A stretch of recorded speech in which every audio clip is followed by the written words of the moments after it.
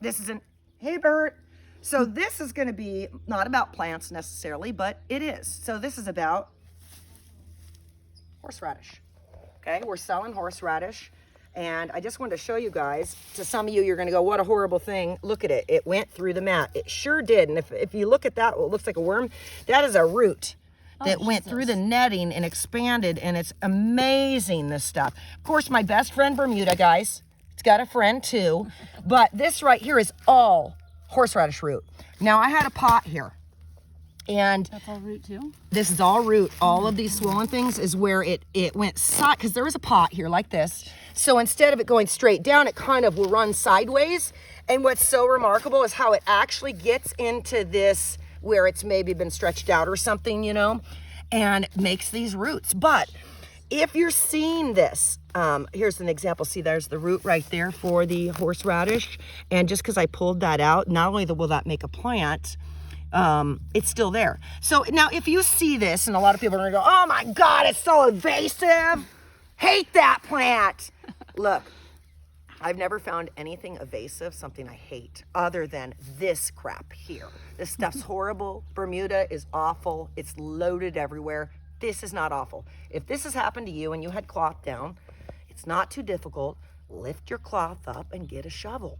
Harvest these roots, okay? These are, you just dig these suckers right up. And guess what? You can eradicate it, because I have certainly done it. Each time you see it growing, if you just want to get rid of it and you're done with it, each time you see it growing, if you just dig it up, the roots are smaller and smaller and smaller. They have less life, and eventually they wither away. But the reality is, to me, when I see this, I go, heck yes! Guess what, folks? All you fire cider people? I'm gonna be selling 100 pounds of horseradish root next year, because I planted it all over this farm. If there's something that scares me, it's Bermuda, and it is certainly not horseradish. So to you, those of you that I've seen comfrey people go, oh God, it's so invasive, don't plant it. Okay, folks, number one, you guys maybe shouldn't be watching my stuff, okay? If you're saying something so evasive and that is a healing herb or something wonderfully medicinal, I can't even use the word evasive with it. It's really difficult to even say that, because we have use for it.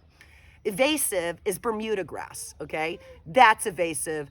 That's what we don't want in your yard. But stuff like this, there's nothing wrong with this. This is not like, oh my gosh, my life's over. How am I ever gonna get rid of it? Well, to me, you're absolutely blessed, because when I already dug all mine up for the year. When I see this, I think, oh, you know what I'm gonna do? I'm gonna remove the cloth this year and let these all grow and just dig them up.